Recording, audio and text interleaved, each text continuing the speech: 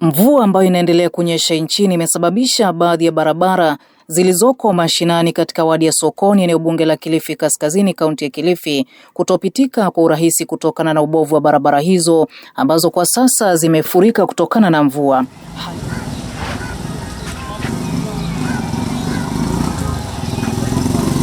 Hali hiyo imesababisha wanaotumia barabara hizo wakiwemo wahudumu wa pikipiki wa maeneo ya Kashem na Kiwandani kulalamikia madhila ambayo wanayapitia. Changamoto yetu ni hii barabara ya Kashem kuunganisha kwa Mike kwenda Kiwandani.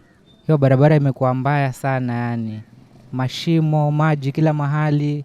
So changamoto yetu ni hiyo. At least hata kama gavana Mwaro ataona, at least hata kama kifusi peke yake.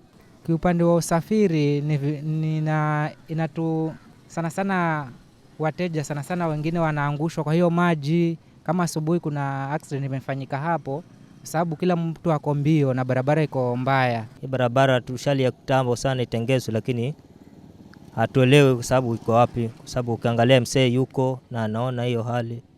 Alafu sasa ni kama ishughulikiwe. Na ukiangalia bado mahali padogo tu. Unapata shida kwa kweli, sababu hataweza mbeba mteja.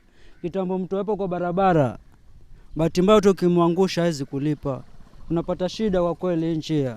Barabara zetu ni mbaya, kutoka Mkoroshoni mpaka dispensary, kutoka Kashem mpaka dispensary. Wanasema imekuwa vigumu hata kwa akina mama wajawazito na wagonjwa wanaotumia barabara hizo kupata huduma za matibabu katika zahanati ya Kiwandani. Inakuwa ngumu sana mtu kuja kujisaidia kama mama kuna mimba. Njia kama hii ukiona je imejaa maji na isi hivi tu iko mbaya mpaka ukisonga huko mbele, na hii ndio njia inaleta wagonjwa huku. Kuna wagonjwa wanaletwa huku, wanafunzi wanasoma huku.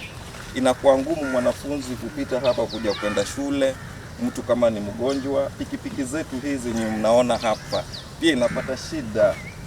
Kila wakati tuko kwa mafundi simply because of the situation of the road the way you are seeing.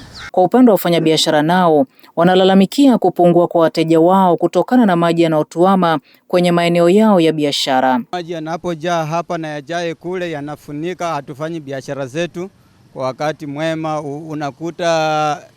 Unakuta siku mzima tunafungia vitu zetu hapo ndani. Alafu tena tukiangalia au pia wateja wetu wengi ni wale wa miguu, ni wale wanatembea, na sisi tunafanya deliveries. Unakuta hii barabara hatuwezi beba kitanda tupelekee mteja, maana barabara imejaa maji. Hata jana watu wameanguka hapa kwa maji.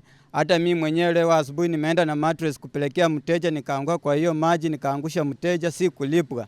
Kwa pamoja wametoa wito kwa mwakilishi wa wadi ya Sokoni Ray Mwaro, mbunge wa Kilifi Kaskazini Owen Baya na gavana wa kaunti ya Kilifi Gideon Maitha Mung'aro kuingilia kati ili kupatikane suluhu la kudumu. We have our local leaders, the county leaders, and hii message ifikie MCA wetu wa Sokoni ward. The MCA of Sokoni ward comes here frequently and he uses this road, and I'm surprised he is there and he's doing nothing, year in year out. Tunaomba wabunge na MCA wetu watutengenezee barabara. Tunaomba tu kama MCA wa hii ward, Sokoni ward, kama anaweza shughulikia hii barabara, sababu ni shida tupu yani.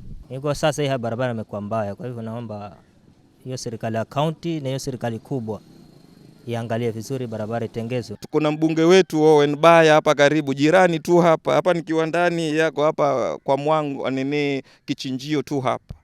Tena yeye pia anakujanga hii shule na anakujanga hiyo dispensary, which also yeye ako na project, na hizi ndio njia yenye anapitia. Kwa hivyo our local leaders tunawaomba